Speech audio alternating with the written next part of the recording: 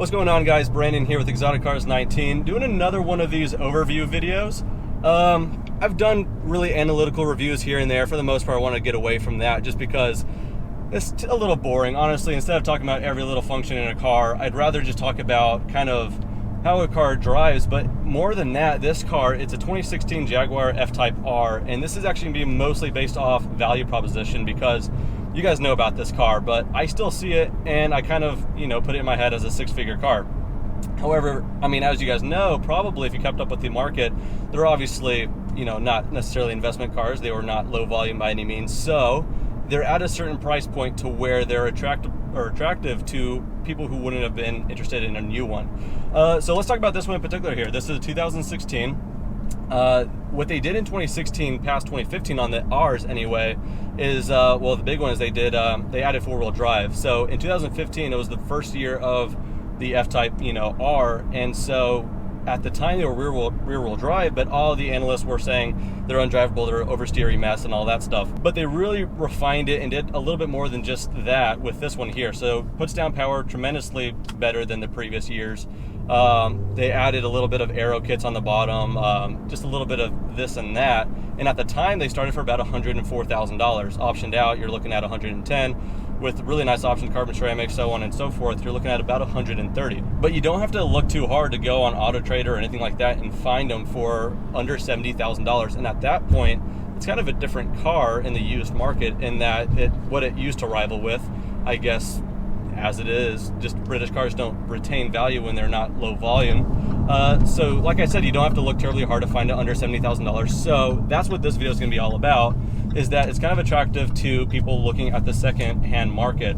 Or if you're, didn't consider one before and you're watching this video, then maybe this will enlighten you somewhat, because I think it's kind of easy to put off the Jaguar F-Type R. I've said it before, I think I blame that mostly on the different models alongside it, mostly the V6. And so the V6 came out. I'm sure it's a fine car, but it was definitely more for the masses in price and less power. But as car enthusiasts, we really only like the top end range, the F-Type R, and of course now the SVR. I mean, when this car first came out, I thought it was just about one of the most beautiful cars out there for modern time, because a lot of them starting to look the same.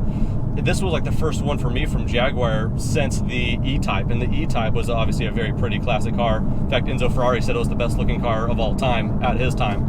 And I think this was the first car to come out to actually pay homage to that correctly, design-wise. And the fact that they kind of neutered it in a way with the V6, I wasn't the biggest of fans, but I could understand for the bean counters. So this one in particular, though, being under $70,000, let's go over the specs real quick to get you caught up to speed on why it's very impressive at that price point.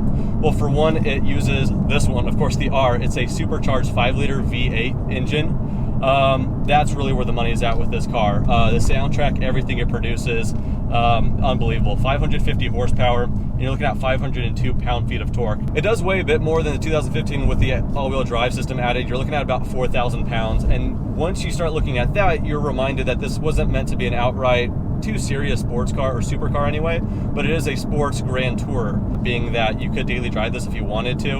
In fact, even the fuel economy isn't too terrible. I believe it averages out at 18 miles to the gallon. You're looking at 15 city and 23 highway, which is very respectable for a direct injection via supercharger on a 5-liter V8. Yeah, no complaints for me there.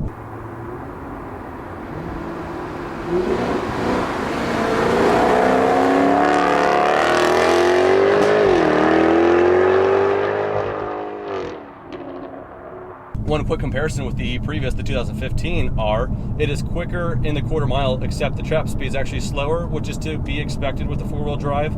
Just the launch is much, much better. In fact, you're looking at 0 to 60 of 3.3 seconds, which is right up there with, honestly, a lot of heavy hitters. One reason for a pretty respectable 0 to 60 is the transmission's awesome. Actually, one thing to talk about the lineup real quick. If you like a manual, I hear ya. Unfortunately, you can't get the 8 cylinders with that. If you want the manual, that is an option with the 6 cylinders. As it is, I don't know, you can compare it to the GT3, has a option, the GT3 RS does not. Unfortunately, yeah, with the R and the SVR, it's going to be the 8-speed auto only. Great news with that, though, the transmission as it is actually really, really sweet. I'll insert some clips here and there of some driving on Spirited Manners. It's a sweet transmission, downshifts, rev match, upshifts, very instant, no delays. It's actually really, really respectable. Typically, when you're looking at paddle shifters in this price range, honestly, even at the MSRP of $104,000, they're not nearly as respectable as obviously the Germans who are doing it on their GT3 lineup of cars. So I didn't expect much out of this transmission, but now it makes sense, because if it was the only transmission option, which it is, and if it wasn't good, then no one would be raving on this car as they have been.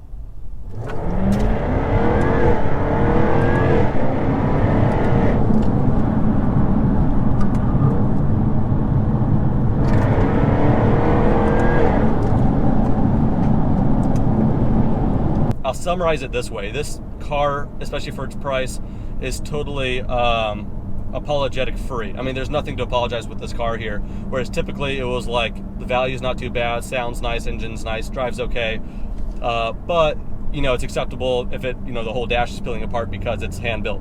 That's the kind of excuse you heard a lot with early Astons and early Lotuses. Don't get me wrong, I love those cars. But this one, and from what I've heard, because it was really made for the masses, and they sold a lot of F-types, both Rs and the S's and the V6s, they really had to dial it in correctly. So I don't know what's to blame there, maybe because they got acquired by the right people or what, but I mean, these are really well refined. That goes for everything. That goes for the infotainment, that goes for air conditioning, that goes for everything. It's really just well built. You could have mistaken this as a German car, really, just overall refinedness to it. And that's kind of the thing, is all British cars, like I had mentioned, take a very similar depreciation curve. And honestly, this one being 70,000, it kind of took quite a dip, but it doesn't have the same reasoning as the other one. So that's why I think the value proposition, these are one of the better cars you could find for, at the current time I'm making this video, early 2019. Yeah, under $70,000, it's got to be one of the better value propositions. But yeah, just on the means of daily driving, it's got its normal mode here, so I'm about done with that. You go over here, it's got ice mode, flip it down, you got your dynamic mode, checkered flag, and the little logo there. So that's going to open up the exhaust valves, do a couple things here and there. Throttle response is only going to get even more sensitive. Gear lever here, go over to the left, and now we have our paddle shifters. I don't know, hopefully, I believe that's going to be wide enough you guys can be able to tell when I actually engage the paddle, but it's actually pretty darn responsive downshift as well.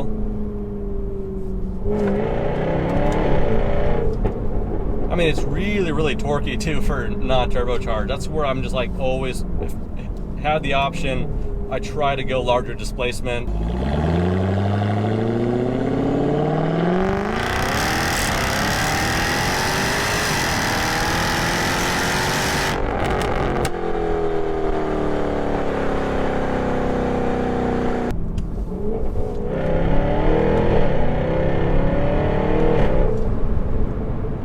If I haven't mentioned it enough times on the channel, some of my favorite cars are the ones that are exciting to drive, but they're not all about the numbers and all the specs, but that doesn't mean you can't respect them when they are pretty impressive, like this one here. One thing I forgot to mention as well is the car actually has active aero versus obviously the SVR's got like its fixed wing. Now, actually, that one even raises up a little bit through the pillars, but maybe we could have it come up here. I think it's under a certain acceleration or if it goes over 70 miles an hour, but...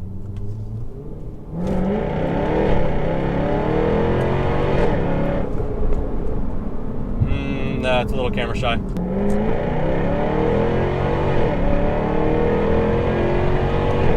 There it is. Yeah, for a car of this price point to have active aero as well, I mean, price point as in the pre-owned market as well, it's kind of cool. Good Lord. As the steel brakes go, I will say they're not that bitey. You actually have to put a fair bit of input into the brakes, whereas this carbon ceramics, I'd imagine, will bite quite a bit more. In case you're watching this and you're speccing out your F-Type Neo, just, you know, be cognizant in that that is quite a pretty penny to pay for your yellow caliper carbon ceramics. For Porsche, they'll charge you 93 and change or something like that, 9,300, something like that. It's actually more for this. I think you're looking at about, if I'm not mistaken, $12,000 or $13,000 for your carbon ceramics. So I'd be curious to see what that's all about. I would probably get those if I was getting the SVR, but they're probably not a must for the F-Type R anyway. The shortest way I could summarize this car is I've driven a lot of cars in this price point that were grand touring cars with automatic transmissions, or even like entry-level supercars. And I'll be honest, they have an excuse of a transmission most cases. Like for example, the R8 I drove, I believe it was a V10, but it was before the Dualtronic or whatever. I don't know. It was before the dual clutch, and so it was a single clutch paddle shifter. And honestly, by the time you shift, I mean, you're not getting the next gear until tomorrow. It's really not that fun. It kind of takes away from the experience. The V8 Vantage as well with the automated manual, same thing. I mean, you're kind of going through the motions. It's good enough. The downshifts on that one were actually okay. This car here, no excuses. I've said it before, and I mean, that's where I'm really blown away with the price point, is you could go out and get a pre-owned Aston Martin. You could go out and get anything else, but this is just, it does the same thing and does it better. The transmission's better, the interior's fantastic, it's still got the exotic edge, it's still British without any of the weird quirks. Now I sound like Doug DeMuro. So, but anyway, that's probably just about going to do it for this video. It wasn't terribly long, but hopefully open your guys' viewpoint on the, you know, F-Type R in a way that maybe you haven't considered it before. But anyway, that's about going to do it for this video, and I'll catch you guys on the next one. Take care.